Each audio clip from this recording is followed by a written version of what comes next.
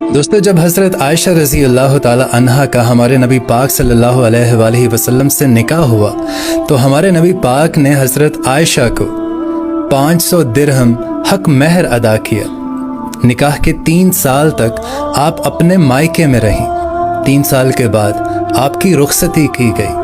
اور جب حضرت عائشہ ودا ہو کر ہمارے نبی پاک صلی اللہ علیہ وآلہ وسلم کے گھر میں تشریف لائیں تو اس وقت ہمارے نبی پاک کے گھر میں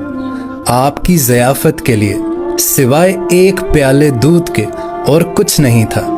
جسے آپ صلی اللہ علیہ وآلہ وسلم نے بھی نوش فرمایا، اور حضرت عائشہ نے بھی اس پیالے میں سے دودھ پیا۔ اور شادی کے بعد جس حجرہ مبارک میں آپ رہیں، اس کی کل کائنات 1 چارپائی، 1 بستر، کھجور کی چھال کا بھرا ہوا تکیہ، کھجوریں رکھنے کے لیے 1 یا 2 مٹکے، پانی رکھنے کے لیے 1 برتن، اور پانی پینے کے لیے صرف 1 پیالہ تھا۔ اور گھر کی چھت اتنی اونچی تھی کہ آپ کھڑے ہو جائیں تو اس کی دیوار کو آپ ٹچ کر سکتے تھے، اس کی چھت کو آپ کا ہاتھ لگتا تھا۔